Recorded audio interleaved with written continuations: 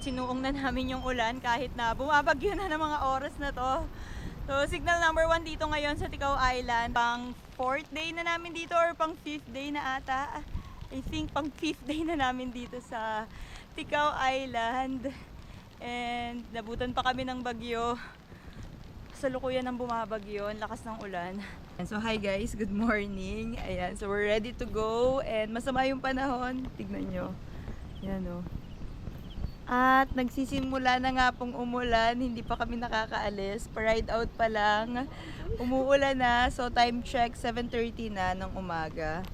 Yung mga kasama namin, nagre-ready na. And dito pala kami natulog. Hey Chari. Kamusta gising mo? Okay naman. Ito yung... Dito kami natulog. Sobrang gulo. Medyo ayusin namin ng konti mamaya. And ayun, so nakuha namin to for only 600 pesos. Actually, 800 pesos talaga. And tinawaran namin as usual. So nakuha namin siya ng 600. Apat na kami lahat dito sa loob.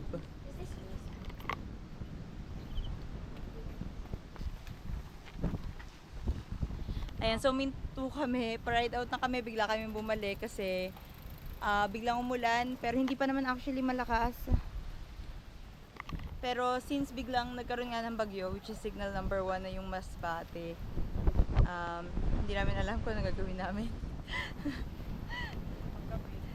Since pagbalik natin ng Lagundi, ang mga 2 hours padyakan, pero sa amin siguro mga 3 hours yon na padyakan papuntang Lagundi. So, nag-change outfit na since nagpang ano na kami, suot na sila ng raincoat, ganyan. Ay! Huwag ka mabas malaglag. Yan, so ako naman sinuot ko yung labahan ko, yung suot ko rin kahapon. So parang di rin ako naligo. Yung leggings ko kahapon. Yeah, wag bago yan. Yeah, wag na yan kasi automatic mababasa yan. Sayang yan. Ayan, so sinuot ko yung suot ko rin kahapon. Di tayo So since ulan naman, maulan na din naman tayo. So yung kahapon na lang. Ayan na sila. Ready na. Nag-rain jacket na, nag-raincoat na. Ayun, so adjust yung alis natin. Pero parang hindi naman na naambon, guys. So I think go na kami. So babalik kami ng Lagundi. Try namin sa San Jacinto. Since madadaanan din naman namin yun pabalik, and then Lagundi Port kami kung wala talaga. Which is mga 3 hours ride lang naman yun. Sobrang lapit. Ano nangyari? Ha? Bibis daw siya. Ka-OA. Meron na nga ditong sumisigaw na akala mo parang ina, no? Yan, remind out kami ng umaalan since umuulan. Since may bagyo kasi talaga eh. And kailangan na tumawid pa Masbate City. Ahon agad. Woo!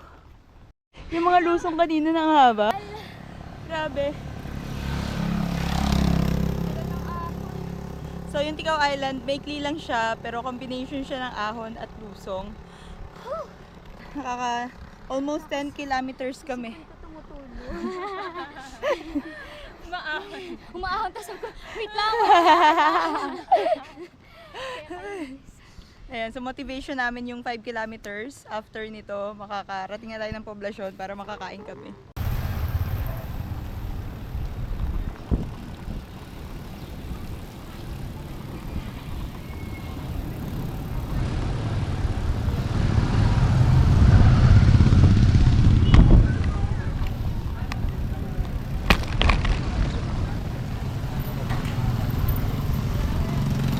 Bike.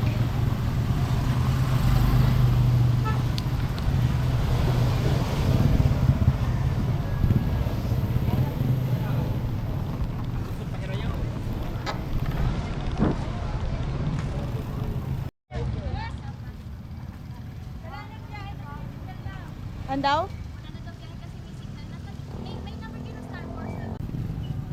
Ayan, pabili po ako ng biko tsaka maha. Manok daw? Ayan, sobrang gutom namin. Bili muna tayo ng kakanin. May bagyo. Oo nga po eh, nabutan po kami ng bagyo eh. Punta kayo ng Masbate. Dapat po. Wala nang biyahe. Kahit yung sunshine, ano yun? Wala na kasi signal number 1.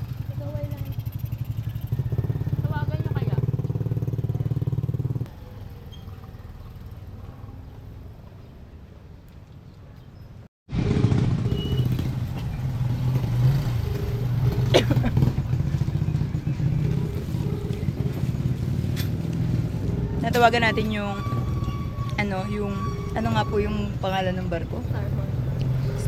Sunshine? Starhorse. Hindi Sunshine yun. Starhorse. Ay, Starshine. Sunshine. sunshine. Ayun, yung sunrise. Ayan, Sunrise. tatawagan namin yung sunrise. So, para malaman natin kung may biyahe na barko. Kasi signal number 1 na dito sa Ticao Island. Nag-full blow na yung ulan. Kaya nagsuot na naman ng pang ulan ang mga ate ko na to. Gusto mo siyang barayan? Go, bad. Hindi, gusto ko magpalit ng t-shirt yung labahan.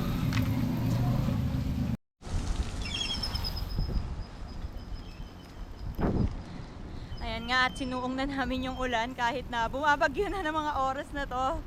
So, signal number 1 dito ngayon sa Ticao Island at buong Masbate City since nandito sa Visayas yung bagyong Tinyo.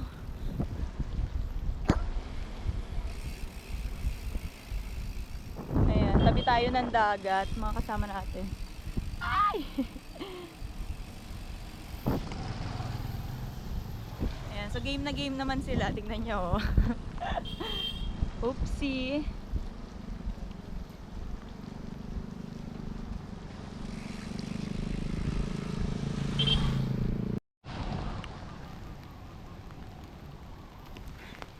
Ayan, pang 4th day na namin dito or pang 5th day na ata. I think pang 5th day na namin dito sa Ticao Island. And nabutan pa kami ng bagyo. Sa lukuyan ng bumabagyo, ang lakas ng ulan. Ayaw ko kung kita sa camera. But yeah, tuloy. Tuloy natin yung ride. Actually, mas nakaka-enjoy naman talaga pag naulan. Although, extra careful ka lang, tsaka mabagal. Para at least, diba? Malapit na kami sa poblasyon. Bayan yon. So, doon kami bili ng gulay. Para pagdating namin doon sa resort, sa Coolies Resort, ay may food kami. Yan, naflatan yung isa nating kasama. Buti na lang, nandito lang sa tabi. Yung pinaka, galing ah. Talagang sumakto yung pagka-flat ah. Na para bang ayaw na tayong pahirapan pa. Isa tayo diretso, di ba? Oo. Gusto nyo, mag-check na tayo sa palengke, tapos dito na kayo. At palengke na kasi to eh. Palengke yun. Sige. Pag lumipo tayo dyan. Ayan, so bumalik na kami dito sa Coolies Resort, kakadating lang din namin. And 12 o'clock na pasado. Ayan, namalengke na rin kami. Nagsasaing na ako, namalengke kami ng mga panglabo. Namalengke kami ng mga lulutuin para may partner yung manok natin. Ayan, naghiwa siya ng kalamansi para may inumin kami since nagpaulan kami. Para at least hindi tayo ubuhin or sipunin since na kami, babad na kami sa ulan. At ang ating lunch ay ang palaya. Para marami natin babayaran. 4 kg lang yan para sa mga plato sa totoo. So 300 lang yung pinapabayad sa amin dito. May entrance na yon, may cottage na, may paplato na magaganda. Lahat na. Lahat na. May maganda pang beach. Arap. Lunchtime. O, diba? Napaka-healthy. Chicken, adobo. Pero binili sa Sa ihawan. sa ihawan ng chicken. Let's eat. Swimming time na. Ay. So, dito tayo magsiswimming. Ayan na, nauna na si Sarah. Sarap? Malamig? Nakachinyalas ka? Swimming tayo. Ayan, so mag-swimming muna tayo.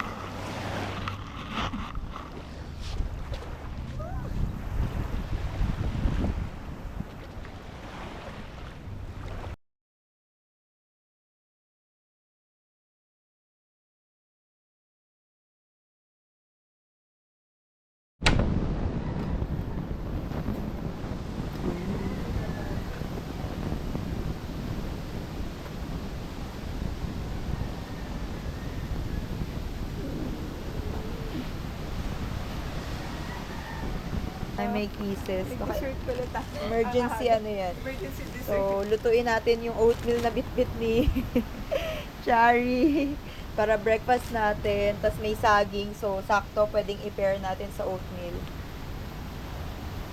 May pansit pa rin tayong natira, pwede pa rin to. Pwede pa natin lutuin yan. So, mabubuhay pa naman tayo. Kaya ba namin mabuhay?